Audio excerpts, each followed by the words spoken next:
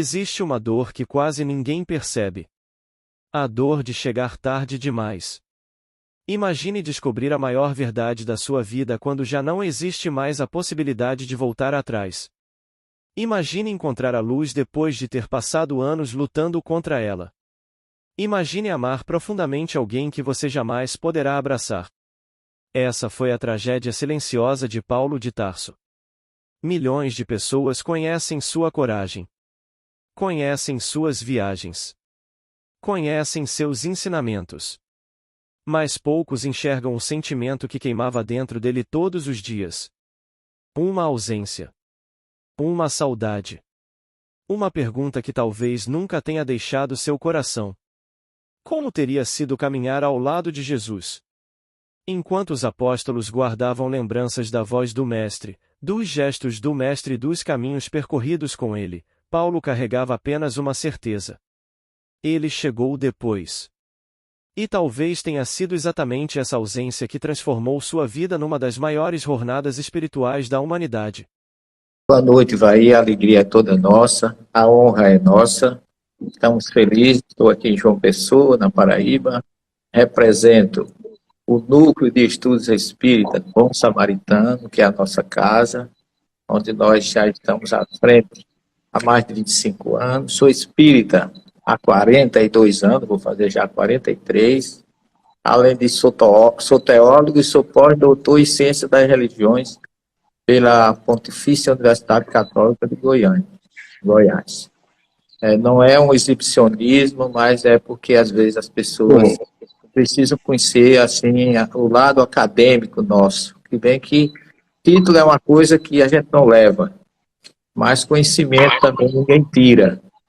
Então é só um suporte com muita, sem nenhum exibicionismo, sem nem uma questão de falsa humildade, mas o nosso objetivo é levar a verdade até onde vai o nosso limite, porque a verdade ninguém a conhece, você sabe disso, mas a ideia é que a gente possa, eu e você, na medida que você desejar, trocar ideias em torno deste inigualável homem chamado Saul, em hebraico, e que todos conhecem como Saulo, e o seu nome romano é Paulo, e como ele nasceu na cidade de Tarso, na Cilícia, é conhecido como Paulo de Tarso.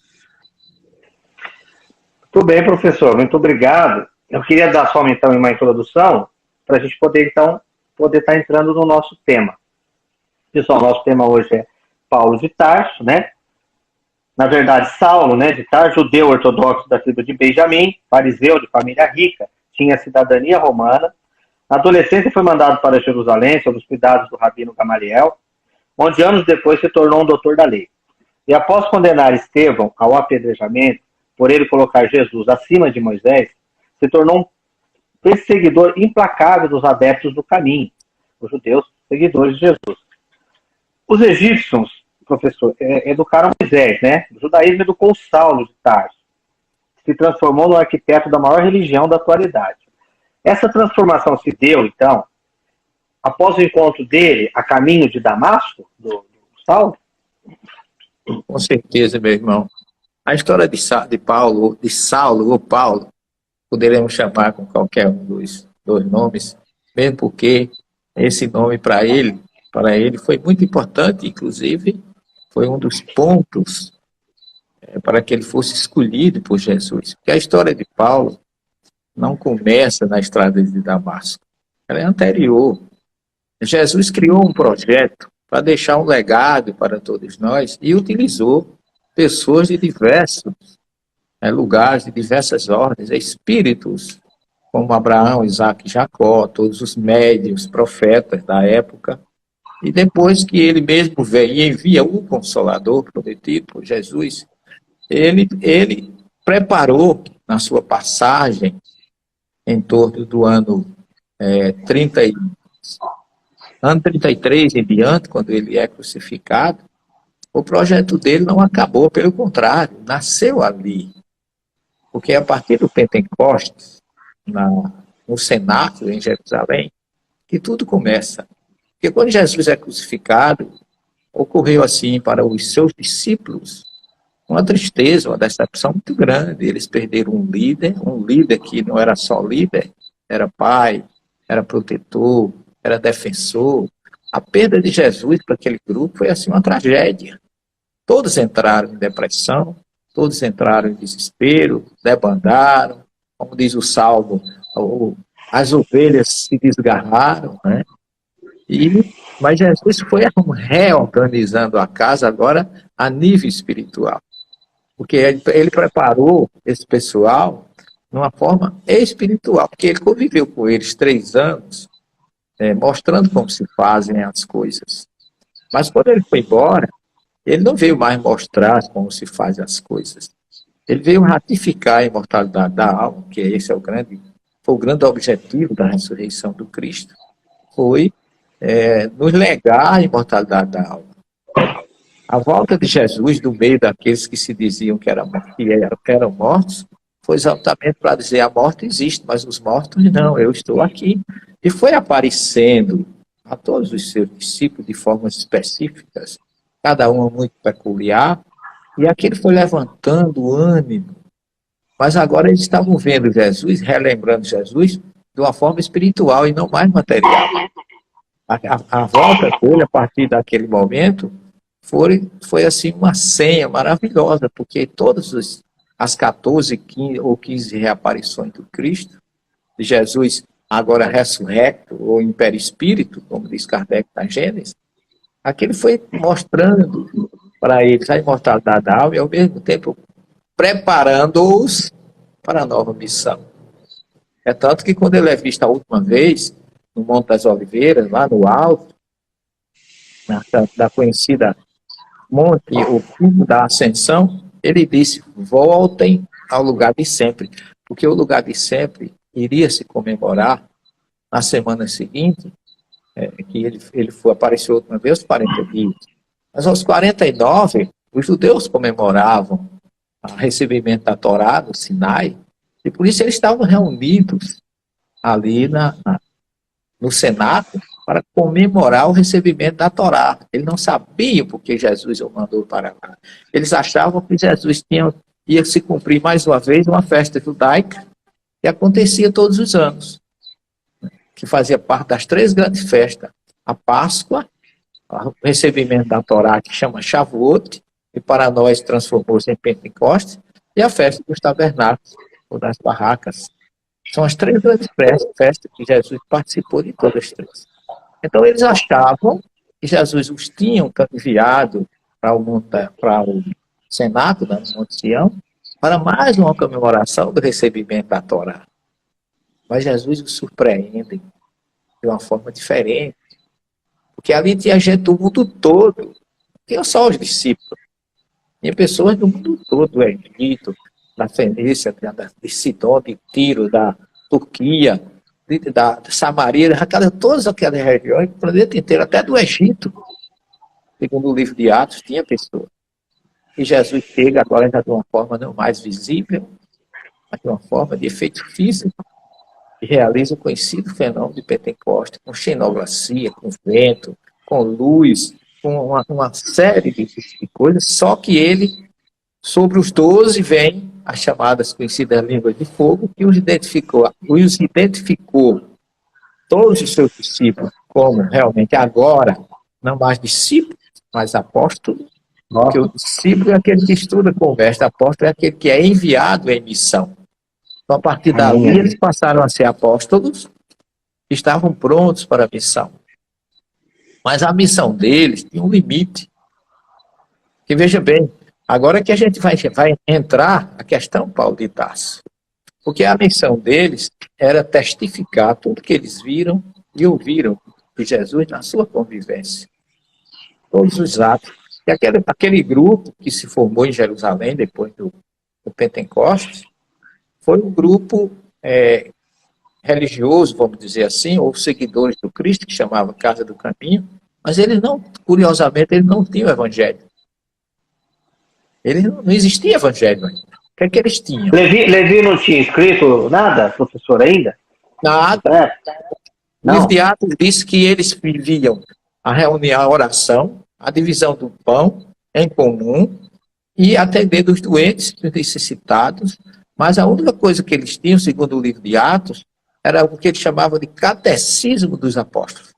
Uma obra que eu traduzi junto com o professor Bom aqui da universidade, a Didaquê, que é didática ou didaquê é ensinamento. Então, o ensinamento dos apóstolos, eles prepararam uma cartilha com 16 capítulos para que eles seguissem. Não tinha evangelho.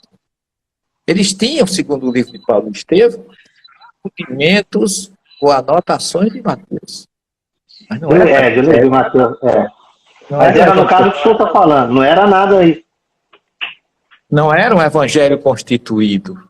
É tanto que Paulo teve acesso a ele lá quando ele vai para o deserto, e Gamaliel teve, outros tiveram, Estevão teve, na condição de Gesiel, quando chega no grupo, teve acesso, porque Mateus, como era cobrador de impostos e era judeu, tinha costume de anotar tudo. E naquela época existiam os reis e os seus chamados amanuenses. Que eram amanuenses? Era um escrivão que acompanhava o rei para anotar as coisas que eram importantes. E Mateus, quando Jesus dizia uma coisa que chamava atenção, ele anotava. Então ele foi anotando em hebraico, que esse evangelho ninguém nunca encontrou. E que eu tenho o maior desejo, eu tenho um sonho imenso, que um dia ele se encontre numa caverna daquela lá para fora de Jerusalém, essa obra mais bonita, né? Do Mar Morto, lá para aquele lado. Exato, porque Eusébio de Cesareia fala, o Papis de Herápolis, lá perto de Pamukkale, onde eu já estive várias vezes, também fala disso, onde morreu Filipe. Morreu não, foi martirizado. Ele fala desse evangelho que Mateus escreveu no seu idioma pátrio, que foi o hebraico, e não o aramaico, como muita gente quer falar. Então, esse livro não existia. Os discípulos se reuniam, oravam, meditavam e atendiam as pessoas, relembrando tudo que Jesus fez e que ele falou para eles. Não tinha um evangelho. Isso tem que ficar bem claro, porque o projeto de Jesus era que esse grupo começasse ali em Jerusalém, atendendo gregos e troianos. Então, eles atendiam necessitados, até leprosos, que eram seres... Na casa do caminho ali, né?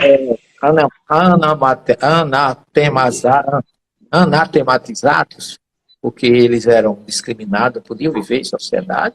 Eles atendiam, tinham leprosos na comunidade do caminho. Eles atendiam todos indistintamente. Era Pedro, Tiago, João, Felipe e outros que eram o grupo. O outro Tiago também, né, professor? Tinha os dois Tiago, o maior e o menor. O Tiago maior foi morto logo. Foi morto logo, Tiago menor, e tinha o Tiago, irmão do Senhor, que é outro. Tinha 3 Tiagos. Eu sei de 2, o menor e o maior.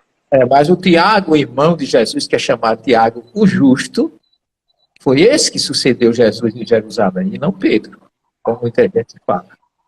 Então, a gente tem muitas coisas que nós recebemos da Igreja Católica, assimilamos e não levantamos, nem questionamos, porque fomos criados sob o jugo do dogma, que ninguém pode discutir.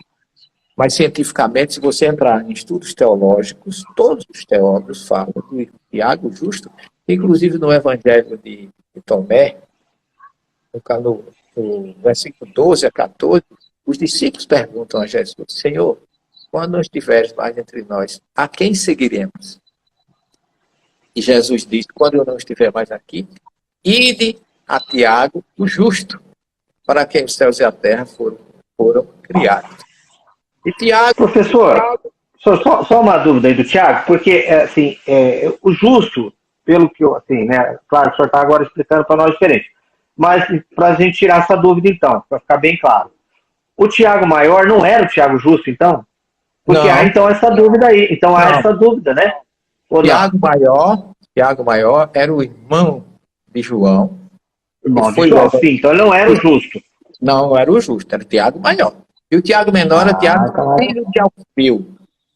O Tiago Alfeu, esse que quase Foi pro lado dos fariseus ali, né? Exato. Tiago maior, que era o irmão de João, filho de Zebedeu. Tiago menor, filho de Alfeu. De Alfeu. E Tiago o justo. Que era irmão de Tá. Então, Você vai encontrar, tem uma obra chamada Os Irmãos de Jesus, que fala sobre isso, e tem muitos teólogos que falam a respeito disso. É a mesma coisa. Filho de Maria, então. O Tiago Justo, então, era filho de Maria também, então, no caso. Exato. De José e Maria, né? Filho de José e Maria. José e Maria, todos eram filhos de José e Maria. Desde Jesus, era Jesus, mas ainda tinha 4 irmãos. Simão, José, Tiago, tá certo? Justo, agora... Entendeu? E ainda tinham 2 irmãs, porque ele diz, não são suas irmãs, usa no plural, ninguém sabe o nome, mas não era uma só. O Evangelho usa no plural. Plural, né? Suas irmãs. Tiago, Judas, Simão e José. Esses 4, está em Marcos capítulo 6, e Mateus também os cita. E 2 irmãs, porque ele diz assim, não são esses os filhos de José, o carpinteiro, Tiago, Simão, Judas e José, e não são suas irmãs? Quer dizer, não era uma irmã só, no mínimo 2. No mínimo 2. Então, depois desse grupo constituído para a semente e a célula em Jerusalém, aí Jesus convoca, através de Estevão, Paulo de Tarso. É curioso isso, porque a gente sempre vê Paulo como um elemento muito rude, mas Paulo sempre foi um homem muito correto, muito ortodoxo. Você pode dizer o que você quiser dizer de Paulo, mas que ele era corrupto, mulherengo, farrão, uma pessoa sem caráter, nunca foi. Ele era... Professor, Estevão fala por si, né, para Abigail, que Paulo era uma boa pessoa. Se ele defendeu Moisés como ele defendeu, imagina quando ele conhecesse então Jesus, né? O próprio Estevão, antes de morrer, ele reconhecia Paulo, esse lado que o senhor está falando, né? Exatamente. Ele, quando conheceu Jesus, ele não abandonou o judaísmo, ao contrário do que muita gente fala. É curioso isso, porque Paulo nunca negou que era judeu. Você pode ver que até que depois da 3ª viagem, quando ele é preso em Jerusalém, que ele é levado à presença dos saduceus para ser julgado, ele diz assim, eu sou judeu, nascido em Tarso, da tribo de Benjamim, e acredito na ressurreição. Ele se identificou como um judeu. Então, muitas pessoas jogam, não sei se a própria igreja joga Paulo contra o judaísmo, Paulo nunca foi contra o judaísmo, nem mesmo contra a lei, porque ele considera a lei divina. Está lá em livro de Atos. Ele defendia a lei. Então criou-se um antagonismo aí gratuito, fruto de desinformação, e joga Paulo contra os judeus e contra o próprio Jesus, porque Jesus jurou fidelidade à Torá. Jesus não era contrário à primeira revelação, que foi ele mesmo quem enviou, segundo Emmanuel, claramente. Emmanuel diz em A Caminho da Luz que Moisés recebeu das mãos dos emissários do Cristo no Sinai os 10 mandamentos. Então foi Jesus. No Consolador também ele fala isso, né? Pois é, exato, Consolador e A Caminho da Luz. Então Jesus não declara abertamente, quando ele começa a ensinar, que ele não veio destruir a Torá nem os profetas. Eu vim aperfeiçoar. Eu vim mostrar como se vive. Eu vim mostrar que o olho por olho, dente por dente, é vingativo, mas o amor está acima de tudo. Por isso que ele deixou como mandamento novo, amai uns aos outros, como eu vos amei, eu vim e mostrei. Então, nesse contexto, é que Jesus convoca Paulo de Tarso. Por quê? Por 2 motivos. Era um homem letrado. Ninguém melhor do que ele para levar um judaísmo cristão, e realmente o que Paulo levou não foi nada mais do que isso, um judaísmo cristão para o mundo todo. Por quê? Porque ele, além de ser qualificado, Jesus não tinha nenhum discípulo com evolução e conhecimento. Além disso, ele ainda era cidadão humano. Então ele tinha 2 vantagens, aonde ele chegava ele era respeitado. Depois que ele apanhou e sofreu, coitado, ele soube usar a sua cidadania romana como defesa.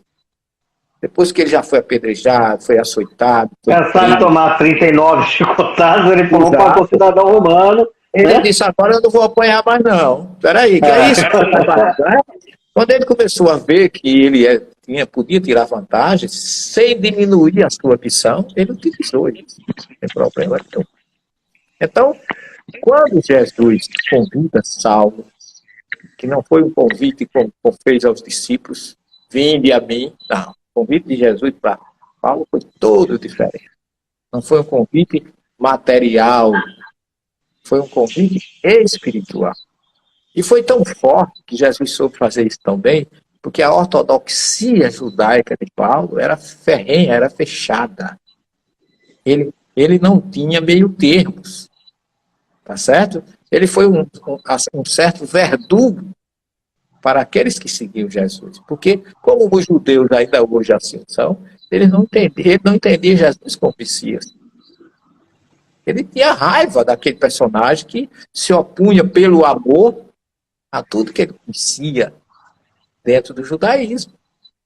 E quando Jesus o convida, ele já tinha passado por dificuldades mil, a tragédia de ver a sua noiva praticamente receber o seu cunhado morto com o consentimento dele, praticamente nos seus braços.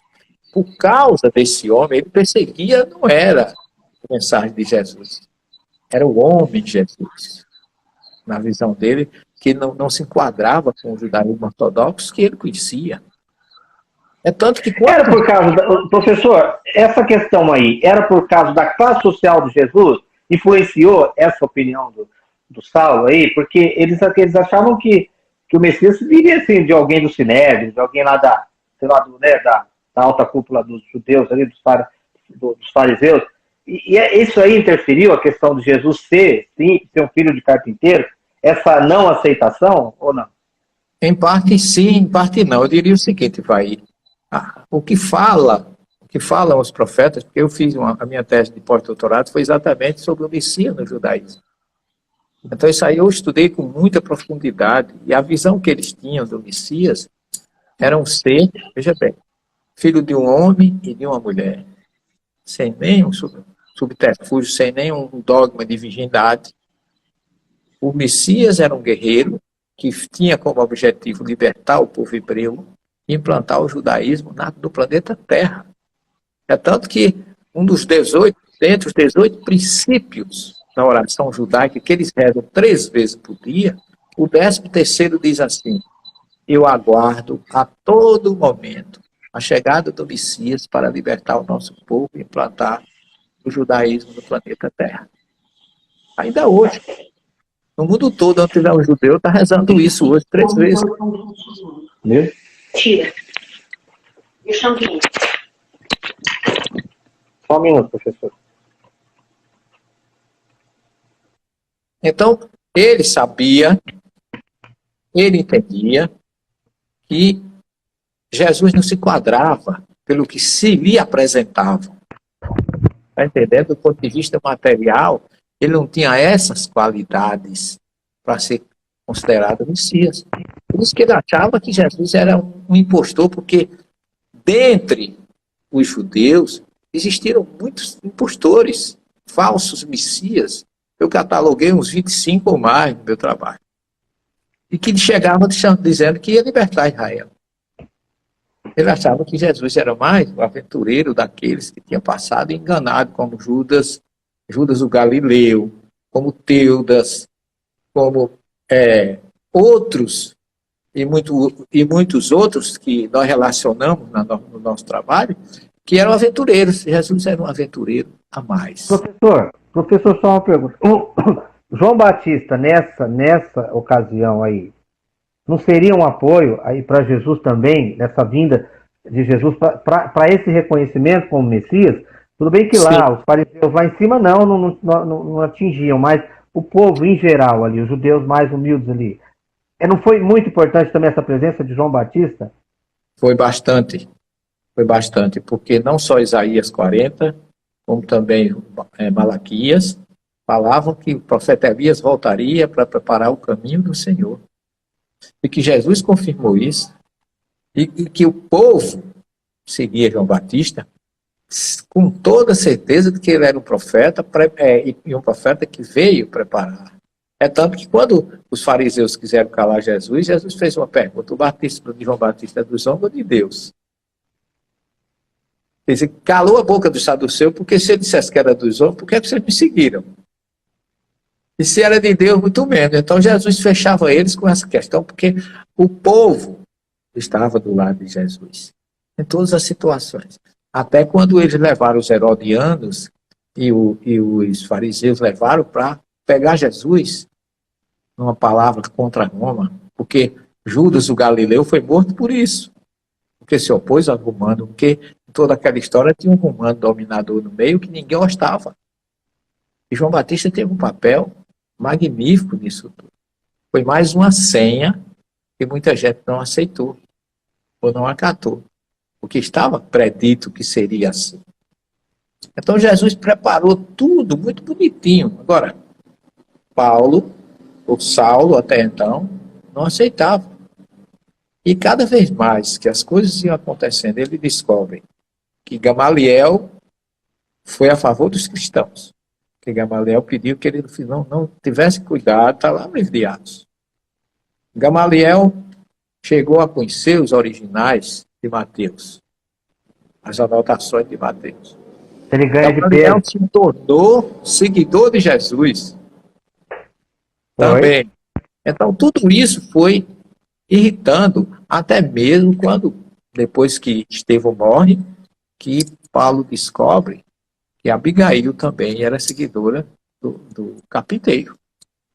Aí ele vai atrás de Ananias, né? Aí Ele ele culpa- vai atrás de Ananias, que Não, Ananias era... ele culpa Ananias, mas ele sempre, o que assim, ele sempre jogava, né, essa coisa do culpar alguém, né? Ele não ficou essa confusão na cabeça dele, né?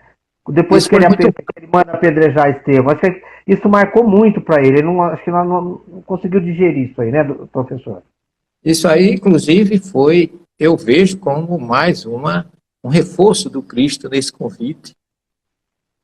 Porque imagina, quando ele chega, quando ele recebe, quando ele consegue, com o seu poder político judaico, com os dirigentes do Sinédrio, os sumos sacerdotes de carta, para prender os seguidores de Jesus, ele ia, na expressão aqui do Nordeste, cuspindo fogo na vingança dele de querer pegar qualquer um que fosse seguidor de Jesus. Só que ele não, e acima disso já ia todos os acontecimentos que ele viu.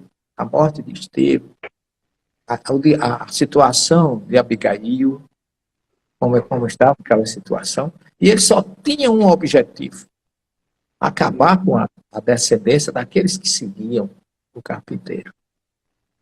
E quando ele chega na estrada de Damasco, e ele ouve aquela luz e aquela voz: Saulo, Saulo, por que me persegue?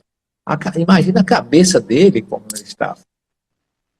Aquele foi a válvula, foi a válvula da panela de pressão que explodiu ali.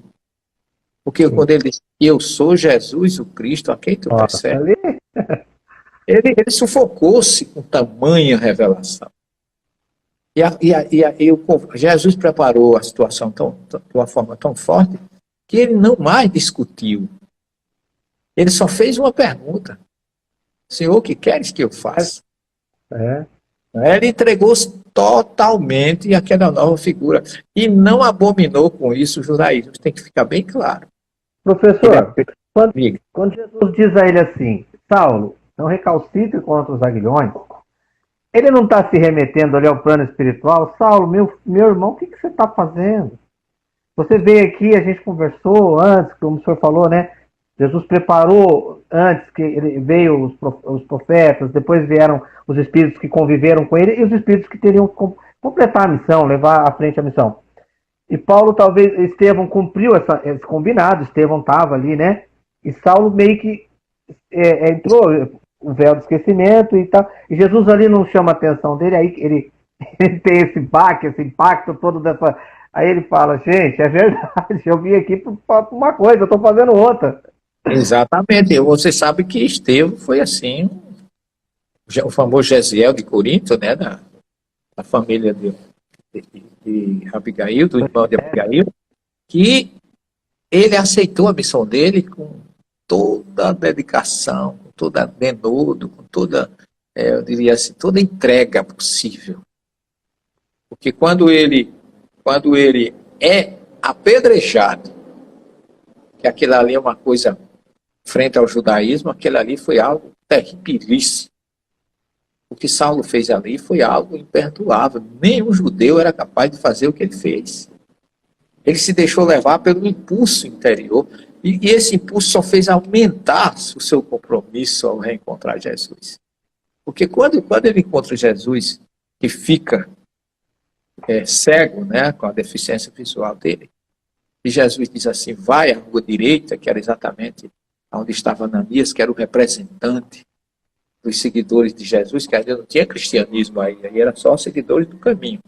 Quando ele chega ali, Jesus não só diz a ele, vai à rua direita, como ele também Jesus vai preparar Ananias para receber. E aí que eu acho que tem uma revelação do Cristo fantástica, que fecha qualquer dúvida que alguém tenha nesse sentido. Porque quando Ananias diz, Senhor, tu bem sabes o que esse homem tem feito com os teus seguidores. Né? Porque ele veio em Damasco, né? Exato. Ele veio aqui para me pegar, ele veio aqui para acabar conosco. A resposta de Jesus é fantástica, ele diz assim, ele é um cli, em hebraico, é instrumento. Ele é um instrumento do alto, escolhido, e pela forma como Jesus diz, há muita gente diz assim, escolhido por Deus, não, ele foi escolhido, ele assumiu essa responsabilidade comigo no mundo espiritual, antes de eu descer e antes dele vir para cá. Olha aí.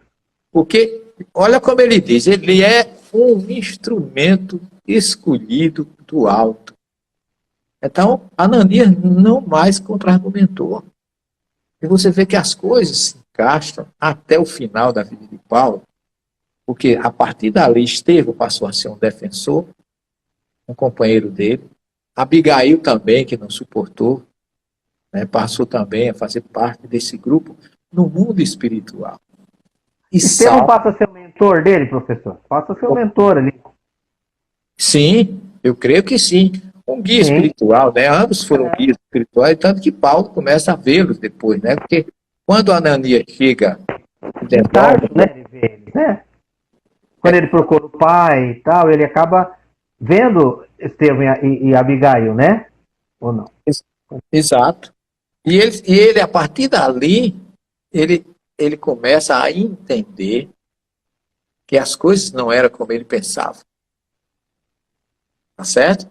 E aí, como todo bom missionário, ele vai se refugiar em Palmira, no deserto da Síria. Né? Isso que eu queria perguntar para o senhor, uma dúvida que eu tenho, assim, enorme. Estevão nos fala que quando ele procura Gamaliel em Palmira, e Gamaliel arruma para ele emprego com o irmão lá no exército de Dan. Isso. Lá já estavam Áquila e Prisca, ou não? Porque existe um outro livro de um outro médium, eu não vou citar, que narra esse encontro de Paulo, quando ele acaba conhecendo Áquila e Prisca, em Corinto, quando ele volta da Grécia, isso já lá na frente, né? Quando ele tenta ir lá na Grécia. Essa dúvida eu tenho, queria que o senhor me explicasse. Ele vai para o deserto, ele já conhece Áquila e Prisca aí ou não? Depois, lá na Grécia, quando ele volta para Corinto. Se você ler o livro de Atos, porque a história de Paulo é narrada por Emmanuel, Paulo Estevão, que Emmanuel, além de ser o apóstolo mais elevado, desencarnado do Cristo, Emmanuel também é um romancista. Emmanuel, você vê que a gente esquece que é Chico que está escrevendo, esquece os personagens, a gente entra naquela obra, eu mesmo no meu curso de Ciência da Religião, mandei pastores ler aquele livro, e eles ficaram encantados e surpresos como é que uma pessoa que não tem o curso primário, como era Chico Xavier, escreveu uma obra daquela com requintes de teologia profundos. E Exatamente. Para mim, esse livro eu não leio ele. Todo ano eu releio. Degusto, eu falo que eu degusto, professor. Exato. Eu Exatamente. degusto. Porque foi o livro que eu mais me deixou encantado. Porque essa história, quando você lê o livro de Atos, que é quem realmente foi escrito por Lucas, que foi companheiro de Paulo, né? A gente nem se lembra muitas vezes disso, mas Lucas escreveu a história de Jesus no seu evangelho e a história dos apóstolos. Foi. O Evangelho de Lucas e o livro de Atos dos Apóstolos eram uma obra só. Só que Paulo narra primeiro, ou melhor, Lucas narra primeiro a história de Cristo e depois a de Paulo. E você observa que são os dois grandes vultos, né, do cristianismo, ou eu não diria nem do cristianismo, da filosofia crística que nós herdamos de Jesus, que são esse homem viveu com Paulo e não viveu com Jesus. Tá certo? Mas ele narra, porque ele foi na obra Médico de Homens de Alma, a gente vê como ele se envolve, como ele vai buscar Maria. Ele foi assim. Lucas eu tenho um carinho muito grande, porque Lucas é um apóstolo, um evangelista que inclui, é o evangelho dos excluídos dele.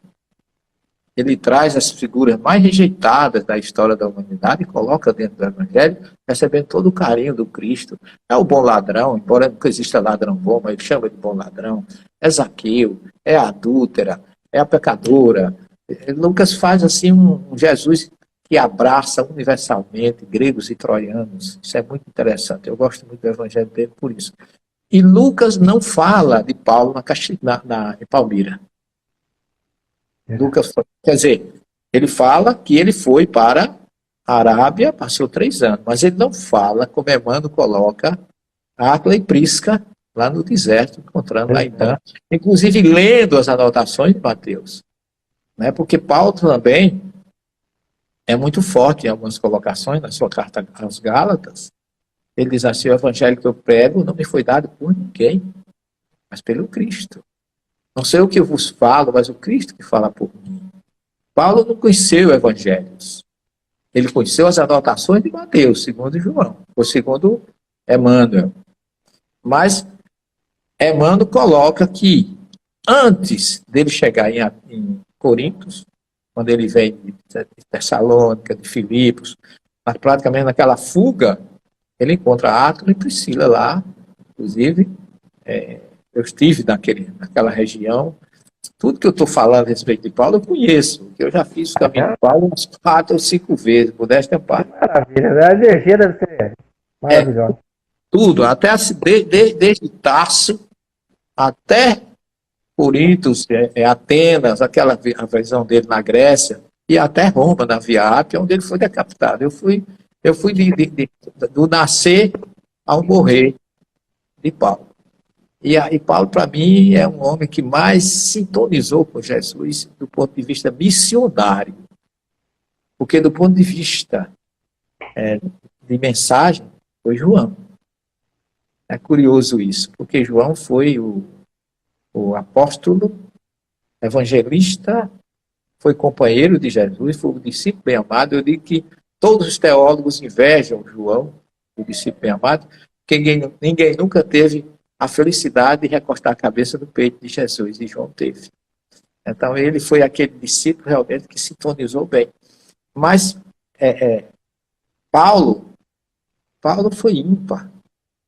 Veja que Jesus preparou 12 para iniciar a célula do seu ministério em Jerusalém, e depois expande para Samaria, pela perseguição do próprio Saulo, e depois entra em Antioquia, aí ali Paulo já é convertido, e ali ele se reencontra depois que ele volta, e aí começa uma missão digníssima, riquíssima, de renúncia de todas as naturezas, porque eu vou dizer, a vida de Paulo, a pessoa caminhar 12.800 quilômetros a serviço do Cristo, como ele declara na sua segunda carta aos Coríntios, que foi injustiçado, foi apedrejado, dado como morto, foi rejeitado pelos próprios companheiros, foi aprisionado, humilhado. E, no final, ele diz assim, mas em todos esses momentos, o Senhor estava comigo. Então, foi um homem que realmente morreu para o mundo e nasceu para o Cristo, depois da estrada. Diga, querido. A questão da circuncisão foi, assim, fundamental no trabalho de Paulo, porque os apóstolos, somente Filipe, ele era contra, né? Ele era contra os gentios, né? Que não fossem circuncidados, serem, né? Do caminho e tal. E Paulo não. Paulo queria essa circuncisão, mas de uma maneira espiritual. Isso que os apóstolos não entendiam, era mais ou menos assim que Paulo pensava. Na verdade, veja bem, Paulo foi muito coerente. Ele dizia assim, eu sou judeu entre os judeus, cristão entre os cristãos, gentil entre os gentios. Ele era um homem de uma perspicácia, de uma condição universal e de tolerância e também de seriedade incomparável. Né? Porque, acima de tudo, ele tinha uma mediunidade muito grande. Você vê o livro de Atos, quando ele, lá depois de um ano em Antioquia, quando Lucas estava com ele, já ali, com Pedro, todos, sugere o nome de cristãos pela primeira vez, um ano depois, lá em Antioquia, onde tem uma gruta maravilhosa, que nós já estivemos lá também, uma opção de vezes. Ele aceitou todo aquele processo e foi um homem sintonizado com todas as situações. Mas com relação à circuncisão, que é aí que entra a história de Tiago, que eu já te falei. Tiago, irmão de Jesus, dizia o seguinte, seguir Jesus, porém sem esquecer Moisés. Essa era a filosofia dele. Vamos seguir Jesus, porque nenhum dos discípulos achavam que Jesus era Deus. Essa história de Jesus Deus veio depois com o concílio da igreja, com a santificação, que é uma coisa que dificulta muito o entendimento entre judaísmo e cristianismo. Muito grande. Então, Paulo, o que é que Paulo descobre? Paulo era como eu e você, porque se a gente sai daqui e vai para São Paulo, eu quero entrar numa sintonia espiritual, eu procuro uma casa espírita. Porque todas as casas espíritas que eu entro, por onde eu já passei no Brasil, no exterior, são todas iguais. A gente chega lá dentro e encontra Kardec, encontra Emmanuel, encontra Chico Xavier, é onde a gente chega. Então é um lugar familiar, espiritualmente falando, para nós. O que é que Paulo fez? Quando ele conheceu Jesus, ele precisava dizer para as pessoas que Jesus era o Messias. Mas ele procurou primeiro os seus conterrâneos. Onde ele chegava, ele ia para a sinagoga. Visitou todas as sinagogas da Ásia Menor. Quando ele chega em Corinto, quando ele chega em Atenas, primeiro, depois é que ele vai a Corinto, ele ficou horrorizado com o materialismo, com o politeísmo, com a idolatria, a promiscuidade. Corinto era uma cidade tão promíscua que existia um verbo em grego chamado corintianizar, que era promiscuir. Aí a pessoa diz, Paulo, muita gente diz que Paulo era contra a promiscuidade. Ele não era contra, ele defendia a liberdade, que você não deveria ser promíscuo. Por que é que ele ficou 1 ano e meio em Corinto? Porque é uma cidade portuária, altamente promíscua. Tinha as chamadas deusas da promiscuidade lá, né? Lá tinha um templo de Afrodite, lá em cima, na Acrópole, ficava lá em cima um templo, e as pessoas daquela cidade achavam que promiscuir era uma coisa divina. Então Paulo ficou 1 ano e meio em Coríntios, pela compaixão que ele teve da desinformação daquele povo. Por isso que ele disse, eu preguei para bandidos, para politeístas, idólatras, promíscuos. Ele não foi atrás de gente letrada, nem evoluída, não. Ele foi procurar libertar aquele povo da dependência, da carne, da promiscuidade, da sexolatria que reinava e imperava em Corinto. Então, a partir dali, como ele não foi bem aceito, ali ele teve decepções, como teve também em Atenas, você vê que ele tinha que ter escrito uma carta aos atenienses, ele não escreveu uma linha. É verdade. Ele não conseguiu nada em Atenas. Apenas Dionísio e Dâmaris, que foi um casal. Armando disse que é marido e mulher já. O livro de Atos diz que Não não, viram ele. porque as duas letras estão no delta grego maiúscula. Então, Dâmaris pode ser esposa em grego, mas Dâmaris pode ser nome próprio. Então, Dionísio está com D maiúsculo e Dâmaris não está com D. Está também com D maiúsculo. Então, significa duas pessoas diferentes. E um casal, mas não no sentido de um casal que vivia maritalmente. Sim, Não era marido. Mas foi os únicos que ele escolheu, que ele conseguiu como seguidor em Atenas. Ele vai para Corinto, aí encontra também uma rejeição na sinagoga, e aí ele, num gesto judaico, rasgou suas vestes e disse: agora, a partir de hoje, eu não prego mais para judeus, eu vou pregar para os gentios. E a partir daí, ele quando ele termina a primeira viagem, ele chega em Antioquia? Não, ele sempre voltava a Jerusalém.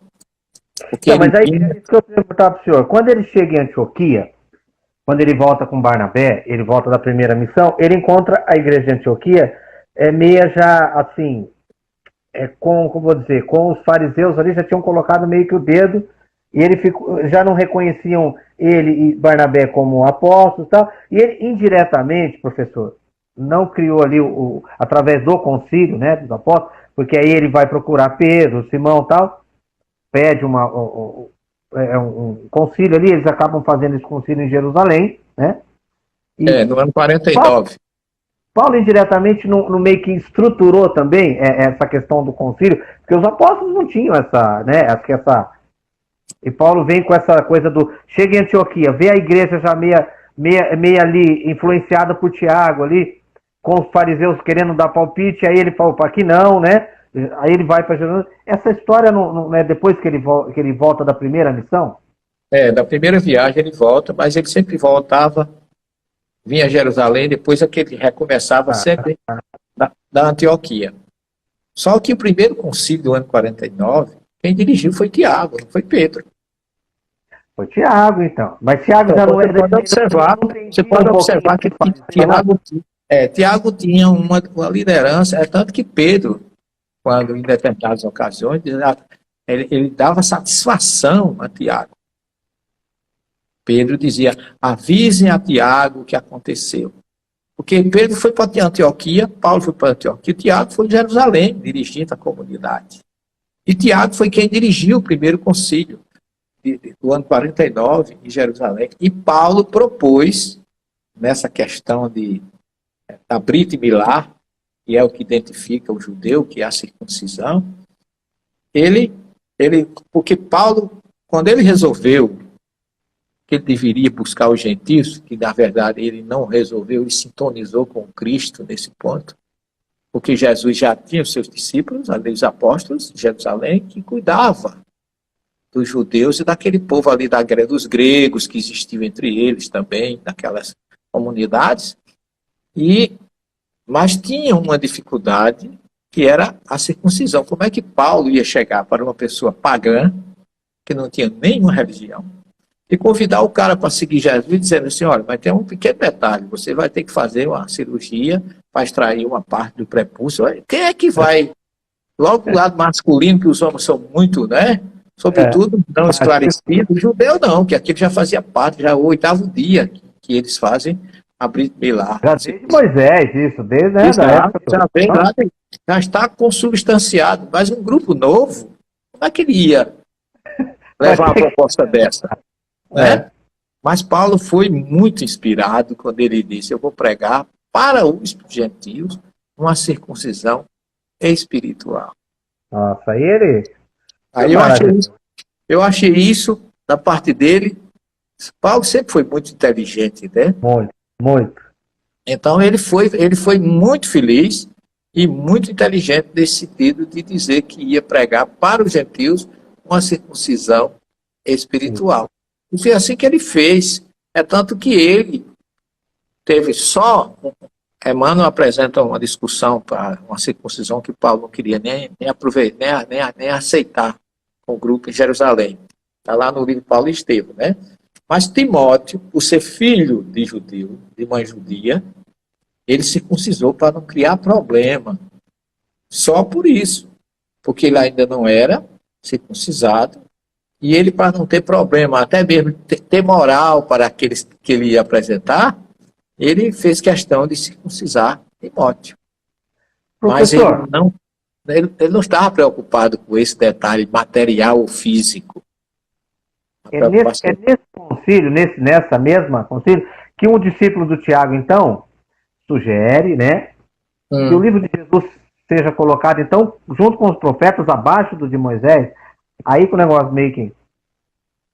Como é? Que livro? Não ouvi tua pergunta direito. Que o livro de Jesus fosse colocado junto dos livros dos profetas. Ah, sim, os evangelhos. Do livro de Moisés, aí que Pedro, então, toma a rédea da coisa e bate o martelo, porque até então Tiago que estava dando, né? Essa era uma ideia, porque Tiago era irmão do Cristo, conhecia todo o judaísmo, a importância de Moisés, e você veja que ele deu uma sugestão racional. E tem uma sugestão racional. Agora, os próprios membros da igreja, a partir dali, que isso não influenciou muito na teologia cristã, que o problema essa problemática surgiu com muita ênfase depois do século IV, que é uma coisa que eu sempre me bato, e nós espíritas temos que trabalhar para ressuscitar o Evangelho de Jesus, que foi totalmente desvirtuado a partir de Constantino, no século IV. Porque aquele cristianismo puro, cristalino, verdadeiro, desinteressado, dai de graça o que de graça recebeste, acabou com a política romana. E quando entra outras correntes religiosas, estou falando aqui historicamente, eu não estou à altura de condenar ninguém, meu caro Ivaí, mas eu estou dizendo que a política interferiu de tal forma que hoje Jesus está muito distante daquele Jesus apresentado no primeiro, segundo, terceiro século. E olhem que no primeiro século não tinha evangelho, como eu já frisei. Mas era um cristianismo vivo, puro. Ninguém tinha nada a não ser a alegria de servir. E é o verdadeiro verbo do cristão. Eu acho que a doutrina espírita tem esse papel. E Paulo fez isso com muita propriedade. Porque ele dizia que o evangelho que eu prego não me foi dado por ninguém. Ele deixou isso bem claro na sua carta aos Gálatas. Tá certo? Ele chamava Tiago, uma das colunas da igreja, quando ele declara na sua carta aos Gálatas, depois de 14 anos, fui a Jerusalém, não encontrei nenhum dos discípulos, a não ser Tiago, irmão do Senhor. Está na carta dele aos Gálatas. Isso nos conduz perfeitamente para Tiago justo, irmão de Jesus. Porque há muita confusão, como a gente já falou no início, nesse sentido. E Tiago foi muito primoroso, porque ele tinha uma visão judaica, de que ele era judeu, e tinha uma visão também da filosofia do seu irmão Jesus.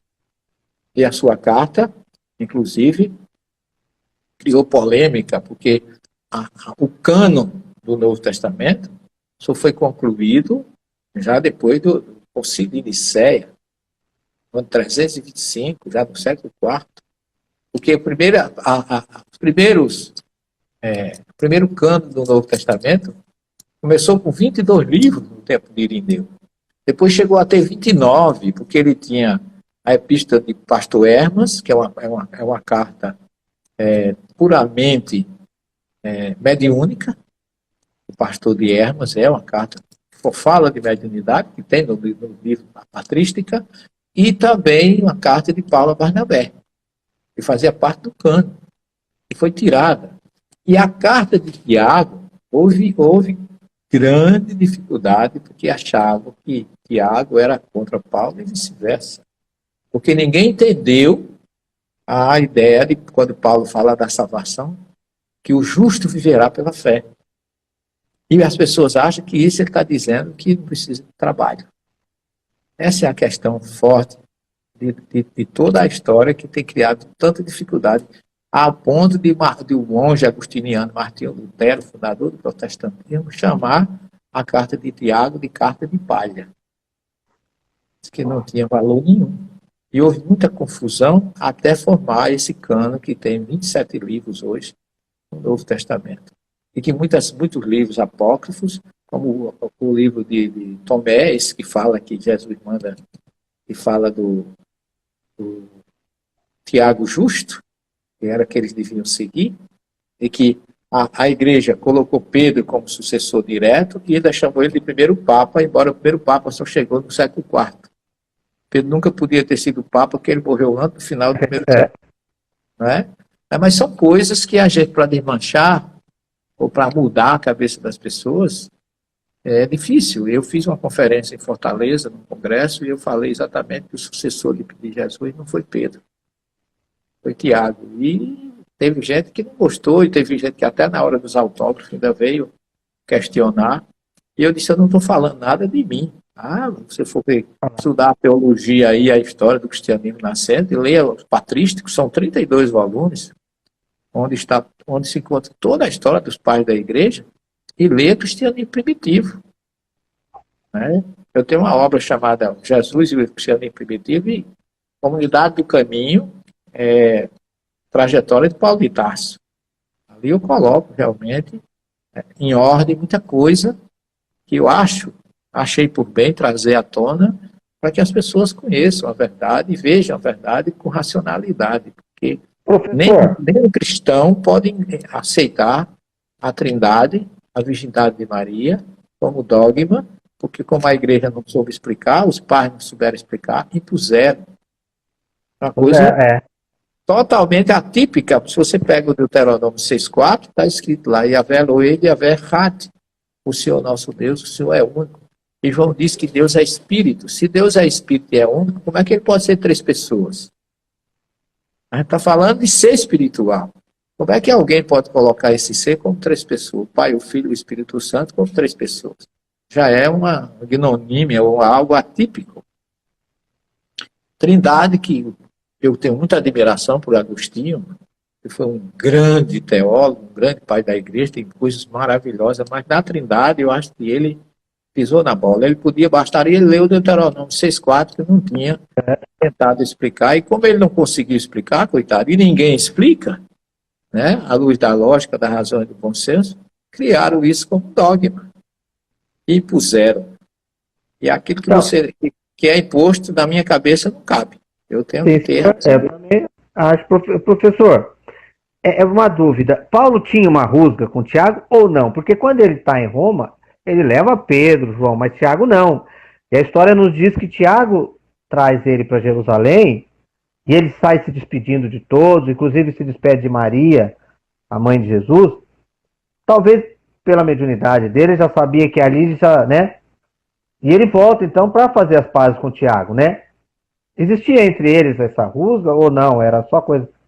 Não, nós caímos de novo, Ivaí, na responsabilidade que Tiago tinha. Você vê, Pedro saía de Jerusalém, Paulo saía de Jerusalém, João, Filipe, que foi para Hierápolis, mas Tiago não. Por quê? Tiago só deixou Jerusalém quando foi morto, acacetado. Jogaram ele do precipício e depois o mataram. 32 anos depois, ele dirigia a comunidade de Jerusalém. Ele não podia se afastar de Jerusalém porque ele era o dirigente.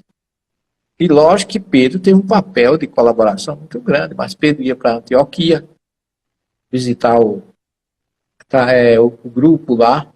Teve até um caso entre ele e Paulo, porque Paulo era muito as pessoas chamam de briga de valente, né? Porque ele, para satisfazer Tiago aceitava o cristianismo, mas que todo cristão tinha que antes ser judeu, tinha que ser circuncisado. Essa era a visão, né?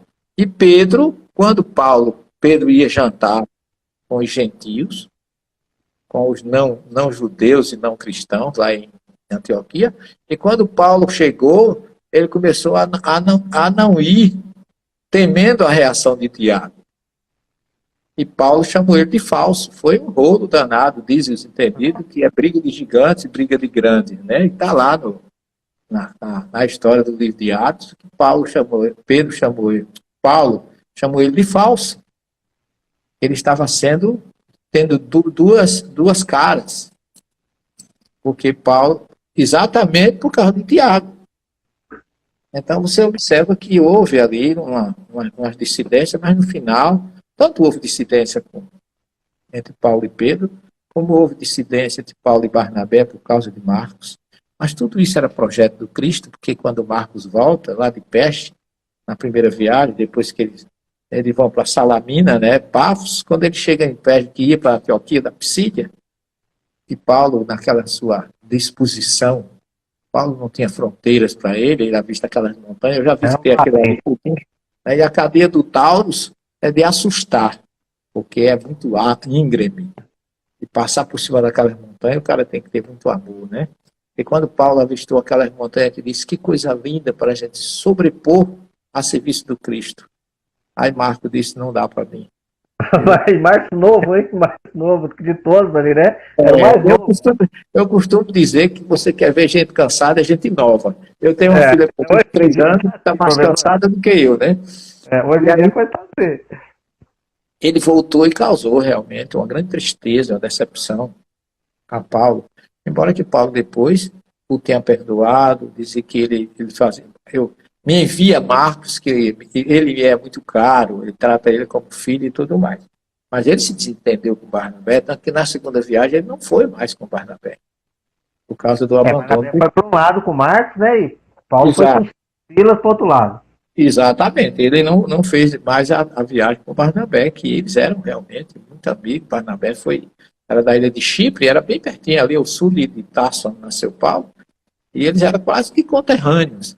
E Barnabé teve um papel no cristianismo muito profundo. Ele foi o diplomata, foi ele que fez a união, ou a apresentação de Paulo, quando ele volta naquela situação de doente, temeroso, que o primeiro grupo não aceitasse. Barnabé foi um diplomata.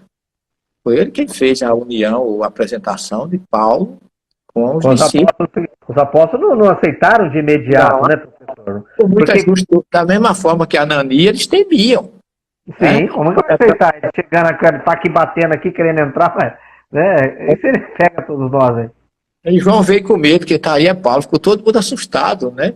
E Pedro que foi receber, a resposta de Pedro é maravilhosa, porque Pedro diz assim, Paulo, Jesus o Cristo quer que você seja bem-vindo a esta casa. Não era eu nem os outros, né? É Jesus. Eu estou recebendo por causa dele. Né? Ele estava temeroso. Mas são situações que mostram a coerência de tudo isso. Uma história belíssima. Eu tenho, assim, por Paulo de Tarso, uma admiração fantástica. Quando eu cheguei em Tarso a primeira vez, eu nunca me esqueço disso. Eu tinha me preparado para uma viagem. Nós temos uma guia na Turquia, chama Shefika. Ela foi uma criatura maravilhosa, ficou viúva durante as nossas viagens. Nós, através da doutrina, eu, a Márcia e a Wanda, que são as dirigentes do nosso grupo de viagem aos caminhos de Paulo e Maria, elas sempre nos dão muito apoio. E quando eu cheguei em Tarso, ela disse assim, professor, o senhor vai falar que em Tarso só tem uma igreja, que é a igreja de Paulo, né? Onde ele é uma representação hoje, porque lá o que comanda é o islamismo. E não tem nem padre lá, é uma carência muito grande.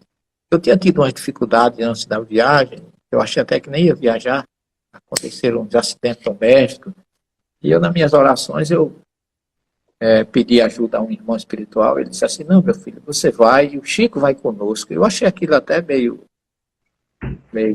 estranho, eu às vezes sou muito racional, eu sou espírita há 42 anos, mas uma coisa que eu não gosto é de fanatismo.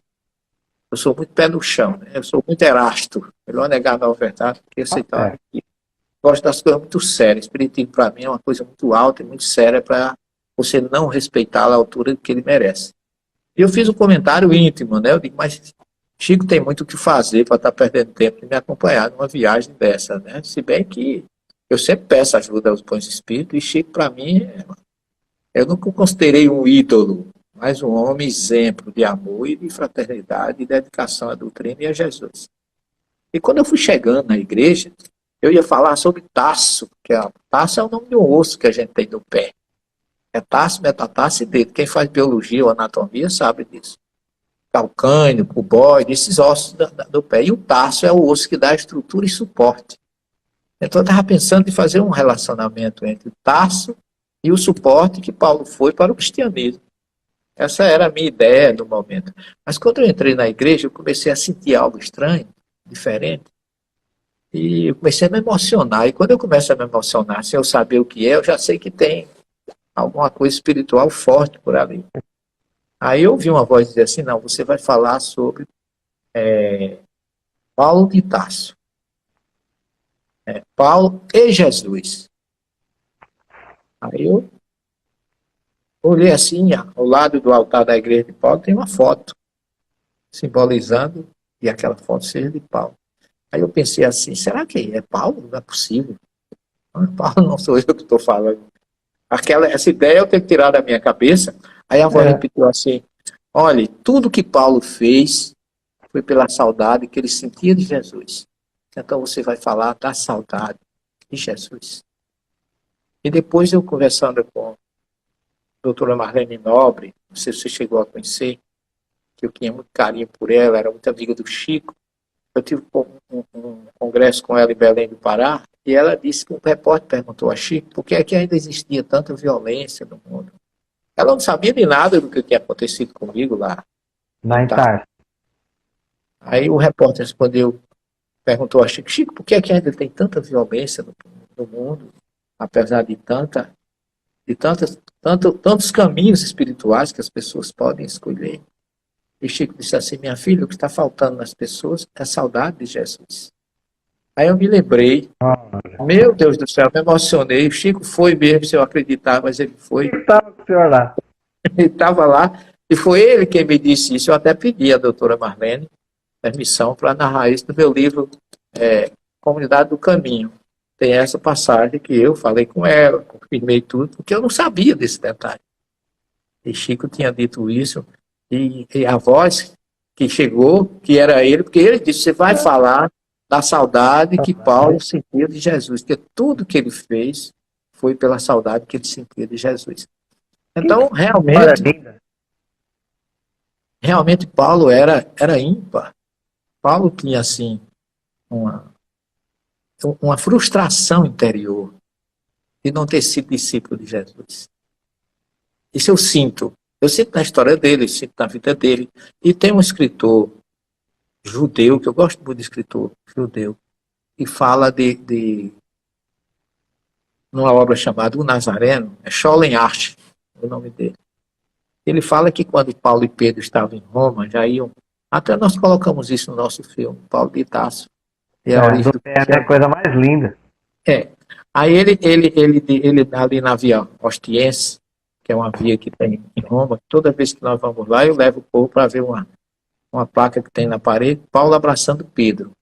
Quando eles se abraçaram, um foi para ser crucificado e o outro para ser guilhotinado, decapitado. E aí, Paulo diz assim, Pedro, eu gostaria que você me fizesse um favor. Aí Pedro diz assim, o que é, Paulo? Eu gostaria que você permitisse que eu beijasse seus pés. Aí Pedro achou aquilo tão estranho, mas como é que você faz? A propósito de que você está fazendo esse pedido? Porque eu gostaria de beijar os pés de alguém que caminhou com o meu mestre. Então veja como ele tinha saudade realmente de Jesus, como ele tinha vontade de ter caminhado pelo menos 10 metros com Cristo em vida, né, na forma que ele chegou muito depois, mas ele conseguiu tirar todo o atraso. Conseguiu ser um homem diferente. Tá, professor. Diga. Aí ele fala então que quem se deveria beijar alguém era o Pedro, né? Que o senhor vai falar, seria o Pedro de Paulo, então, porque ele que, né? Ele que levou a mensagem de Jesus, né? Exatamente. Paulo compreendeu o quanto ele foi guerreiro, quanto ele foi herói nessa história toda, né? um homem que não perdeu a sua fé em hora nenhuma. Por onde eu passei, eu hoje conversei até com a Márcia Valente, que é uma das diretoras da nossa, do grupo que leva a gente a RW Turismo. Agradecer muito a Márcia, através dela que eu cheguei ao senhor. Obrigado, Márcia. A Marcinha é um doce. Eu chamo ela de Marcinha, para mim ela é sempre criança na espiritualidade, né? Ela e a Vandinha, eu chamo Marcinha e Vandinha. Ela me falou de você, foi ela que foi o nosso canal intermediário, né? Foi ela que fez essa ponte. E hoje eu falava com ela da importância desse trabalho que a gente faz, né? E do quanto o Paulo foi exemplo para todos nós. Né? Porque um homem que não mediu esforço para fazer o que fez, nunca se arrependeu, nunca reclamou, apesar das perseguições todas que ele sofreu. E nós vivemos um século em que muita gente se aproveita do Cristo para ganhar materialmente privilégio, prestígio, condição social. Né? Exato. Que ele tanto nos avisou. Né? Cuidado que no final dos tempos, muitos virão em meu nome, está lá no sermão escatológico de Mateus, de Marcos e de Lucas, recomendando que a gente tivesse cuidado. Comercializando Jesus, né, professor? Não tá. Exatamente, negociando com ele, quer dizer, e você vê o que Paulo, como foi, um homem que... E muitos desses... trabalhou, né, professor? Sempre trabalhou. Onde parava, montava a tendinha dele ali. Não, ele diz nas suas cartas, eu não me lembro mais ou menos quem qual é a carta dele, são 14, mas ele diz assim, já no final, né? Eu não sou subalterno a nenhuma comunidade. Eu vivo do meu trabalho. Ele sempre se orgulhou disso. E nós temos que ter essa condição. Eu sou, nisso aí, me permita a espontaneidade e até o termo. Eu admiro demais Paulo por esse lado. Porque foi um homem honesto, sincero, e que viveu o Cristo até o último momento, dizendo às pessoas, sejam fiéis. Né? Ele nunca poderia ser a favor de uma salvação gratuita só pela fé, porque a fé é que leva às obras, e as obras que salva. Né? Porque a palavra justo, o justo viverá pela fé. O que é o justo? Aquele que pratica a caridade. Aquele que pratica a justiça, porque Jesus diz no Sermão do Monte, lá no capítulo 6 de Mateus, quando fores praticar a vossa justiça, faça com a mão direita e com a esquerda não veja. Quer dizer, quando for realizar as tuas obras. Por isso que Paulo fala de justo, o justo viverá pela fé. Mas o justo é aquele que pratica, que já tem suas obras. E que ele diz que não são as obras da lei que salvam. Quais são as obras da lei? Não é que ele fosse contra a lei de Moisés. Ele até diz que a lei de Moisés é divina, ele fala isso no livro de Atos. Agora, as obras da lei, que o Zé Sênio também fala disso, é guardar o sábado, é lavar mão da comida, é oferecer animais de sacrifício. Isso não muda você se você não sensibiliza o seu coração. Era isso que Jesus ensinava. Mas, infelizmente, as pessoas interpretam muitas vezes ao seu bel prazer, porque acham que pode fazer o seu caminho para Deus ao seu modelo. E não é bem assim. Jesus disse que cada um receberá segundo as suas obras. Eu acho o Paulo fantástico nisso. Professor, e os romanos jamais não condenaram Paulo, né? Na verdade, os romanos não se envolviam também nessa questão religiosa. Eles queriam os impostos e tal. Paulo acabou pagando por Nero, então. E aí não tinha como, ele era um líder nato ali, ele era o mais visado, talvez, ali do caminho ali. Quando acontece o incêndio, então, né?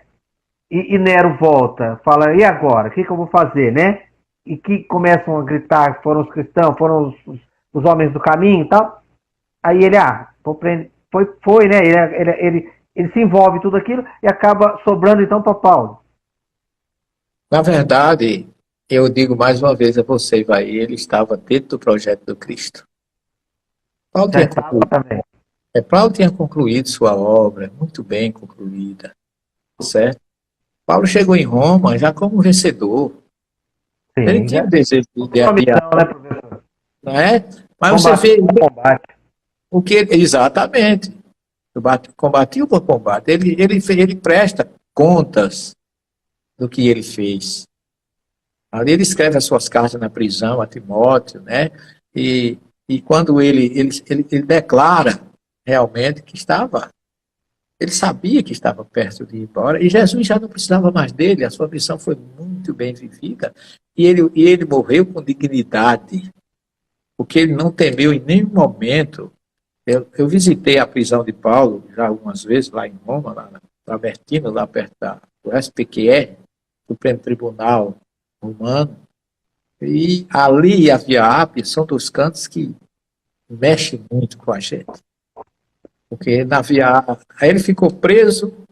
Primeiro, Lucas desaparece nessa história, porque Lucas não fala da morte de Paulo, e também não morreu com ele. Mas diz que quando ele foi, Emmanuel disse que quando foram prender Paulo, Lucas tinha saído, foi fazer outra coisa, mas a partir dali Lucas não se pronuncia, porque ele não tem uma linha escrita sobre prisão e morte de Paulo. Eu acho que faltou isso no livro de Atos, porque ele faz uma biografia tão bonita, né? Faltava. E eu não sei se porque Lucas... Ele talvez não presenciou, professor. É possível, mas ele poderia ter se informado. Sim, poderia ter escrito. Né? Como ele fez, ele escreveu todo o seu evangelho baseado em ouvir. Ele, depois de muito pesquisar, o Teófilo... Lucas também não andou com Jesus. Lucas na verdade, exatamente, ele escreveu um belíssimo evangelho, né? Sim. Então, ele podia ter feito, pelo menos, algumas linhas para atender a nossa necessidade teológica. Teológica, porque espiritualmente eu não tenho nenhuma dúvida, não é? Que como é que foi que aconteceu tudo isso, que Emmanuel narra com uma propriedade assim, emocionante e riquíssima. Porque quando ele... tem até um filme aí chamado Covardes, eu não sei se você já assistiu. Não, Covardes? É Covades. Não. É uma palavra, é uma expressão latina que diz Covades Dominus, para onde vai, Senhor? É um filme excelente, você pode procurar que você vai gostar. Dá para assistir, sim. Agora, nesse filme aparece Pedro pregando no Coliseu, o que é um erro épico assim, terrível. Porque o Coliseu foi construído por Tito Vespasiano, inaugurado no ano 80, Pedro já estava morto. Então, ele pregar no Coliseu é uma ressurreição forçada que não cabe. É um erro de história, assim, de continuismo muito grande. Mas Pedro, naquela época, existiam os chamados circos romanos, que eram aqueles prados onde havia aquelas corridas com bigas e tudo, e arquibancadas laterais, que ficava próximo, ali quando você vai a Roma, você vê, próximo da parte do SPQR, Supremo Tribunal Pretório Romano, tinha um circo ali.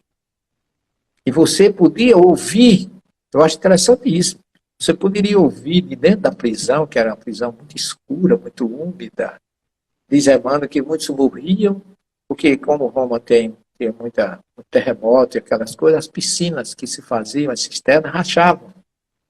E deixavam de servir para juntar água e passavam a ser prisões. Mas aquilo era muito úmido, dava muito fungo. Muitos morriam de problemas respiratórios pela É insalubre, né, professor? Exato. Horrível. E Paulo mostra isso muito bem, que ele era um judeu. Todo judeu tinha sua capa. É tanto que ele pede a Timóteo, na sua carta, quando vieres a Roma, traz a minha capa, que eu esqueci na tua casa entrou. Isso é um pedido judaico. O Talmud diz assim, se você tomar a capa de alguém emprestado, devolva antes do pôr do sol. Porque a pessoa precisa à noite, porque muita gente faz de cama, faz de agasalho, para se deitar. E Jesus fala, lá no Evangelho, no Sermão do Monte, se alguém tomar a tua túnica, oferece também a tua capa. Porque todo judeu tem uma capa. E é para se cobrir, para se proteger. Isso é costume judaico. Quando você lê isso, você vê a acessibilidade de Emmanuel, a autenticidade de Emmanuel e a acessibilidade do Chico. E com certeza não conheciam esses detalhes. Para esses detalhes. São detalhes importantíssimos para identificar uma situação. E Paulo ficava, diz Emmanuel, ali dentro, ouvindo. E que muitos se comunicavam tocando um na ponta dos dedos do outro. Não conheciam pela voz, pelo olhar, porque era muito escura. E a prisão é terrível, a gente vai entrar ali, chega, se sente sufocado. Quem tem claustrofobia sente uma certa ojeriza. Ou quem tem um pouco de mediunidade sofre também, né? Porque ali deve ter ainda muitos encarcerados sofrendo. E aí, quando ele está de madrugada, depois que ele foi preso, ele ficava ouvindo os gritos. E ele perguntava ao carcereiro: quem são? Que gritaria é essa? São teus irmãos que estão sendo punidos pelo incêndio que causaram a Roma, pelo nosso imperador, o nosso César Augusto Nero, né? Era uma carnificina, né, professor? E Paulo, o que é que Paulo fazia? Ele orava a Jesus, pedindo a ele que permitisse que ele pudesse ir morrer com eles, para confortá-los antes da morte. Isso é que é fé. Isso é que é confiança na dor. Coragem da fé. Exatamente. E diz Emmanuel que da madrugada, numa daquelas madrugadas, tiraram ele, abriram a porta e já estava uma comitiva esperando por ele, e que ele perguntou não, disseram, chegou a sua hora. Aí tinham 4 ou 5 soldados e um comandante, puseram ele dentro de uma biga daquela e levaram para a Via Ápia. E quando chegou lá, fizeram-no descer, amarraram-lhe as mãos e pediram que ele caminhasse 20 passos. Caminhe, aí, quando ele viu, o chefe deles estava olhando para ele e disse assim: Paulo, eu lamento o que eu tenho que fazer. Porque ele conhecia ele, já sabia que ele era um homem, né? Inocente e piedoso, né? Aí Paulo dá uma resposta fantástica: não lamente por mim. Lamente por você e os seus companheiros que vão ficar sob a guarda de um homem sano e indiferente como Nero. Aí ele vê quando ele pega, tem uma coluna lá na Via Ápia, ainda está lá, né? Onde ele ficou, amarraram ele naquela coluna. Quando ele puxa a espada, ele vê o comandante tremendo. Aí ele disse: não trema, cumpra a sua obrigação. Eu só queria lhe pedir que você conseguisse decapitar apenas com um golpe. E assim foi. Quando você visita a igreja de Paulo, extramuro em Roma, porque Roma tem uma superstição muito grande, não deixava ninguém ser sepultado dentro das suas muralhas, era tudo fora, as catacumbas e tudo, né? E quando ele decapitou Paulo, a cabeça bateu 3 vezes no chão, rolou, e aonde bateu nasceu uma fonte. Então lá em Roma tem 3 altares, com 3 cabeças e 3 fontes. E diz Emmanuel que Paulo entrou numa escuridão, mas não sentiu dor. Ele começou a sentir que estava sem saber muito bem onde estava e começou a orar. Lembrou-se de orar a Jesus. Quando ele começou a orar, ele foi levado no meio daquela escuridão e viu que chegou na brisa da madrugada, debaixo de uma árvore. E ali ele sentiu uma voz que dizia: Paulo, cheguei. Vim mais uma vez devolver-lhe a visão. Era Ananias que chegava. Era Ananias que chegava. Aí ele Gamaliel veio, né? Isso, Ananias, Gamaliel. E quando ele devolve a visão, aí ele vê quem era, né? Que era Ananias, Gamaliel, e ele faz uma pergunta: qual é o seu desejo? Paulo disse: eu quero retornar por todos os lugares por onde eu passei a serviço do Cristo. E eles fazem uma turnê espiritual, né? E ele revê todos os lugares, como se fosse assim um balanço da sua produção a favor do Cristo. E terminado, ele pergunta: e agora, qual é o seu desejo? Quero voltar para Jerusalém. Ele volta para Jerusalém e param exatamente em cima de onde foi o Gólgota, onde Jesus foi crucificado. E desce, quando eles aterrissam, né? Aí ele olha e avista Abigail e Estevão. Eva. Ele se ajoelha e tem aquele ímpeto de abraçá-los. Mas ele se lembra do que ele fez com Estevão. E incontinente ele para. Naquele momento ele fica inseguro se deve ou não abraçar. Mas uma luz muito forte surge à direita e aparece a figura do Cristo. Que lindo, né? E olha para Paulo e com um olhar e com um gesto consente. E eles se abraçam. E os três se abraçam. E Jesus diz, agora a paz voltou a encontrar aqueles que cumpriram sua tarefa. E diz Emmanuel que aí eles começaram a serem levados para o alto, e ele, com o seu romantismo, ele diz, as luzes de Jerusalém começam a brilhar no início da noite, e eles sobem e se perdem na amplidão dos tempos. É muito bela a vida desse homem. Eu acho que a gente tem muito que aprender com o Paulo. Eu só lamento particularmente, vai que muitos que se dizem seguidores dele não correspondem ao quem foi Paulo de Tarso. Existe uma lição extraordinária escondida na história de Paulo. Nenhum passado é forte o suficiente para impedir uma transformação verdadeira. Nenhum erro é definitivo. Nenhuma queda é eterna. A vida não é definida apenas pelos caminhos que percorremos. Também é definida pela direção que escolhemos depois de perceber nossos equívocos. Paulo poderia ter passado o resto da existência lamentando. Poderia ter permanecido preso à culpa. Poderia ter se tornado apenas mais um homem consumido pelo arrependimento. Mas escolheu outra coisa. Transformou o arrependimento em serviço. Transformou saudade em dedicação. Transformou ausência em missão. E talvez seja exatamente isso que sua história ainda ensina hoje. Não importa o quanto você acredita ter perdido. Não importa quantas oportunidades ficaram para trás. Sempre existe uma nova forma de servir. Sempre existe uma nova forma de amar. Sempre existe uma nova forma de recomeçar. Porque quando o coração encontra uma causa maior que ele mesmo, até as dores mais profundas podem se transformar em luz.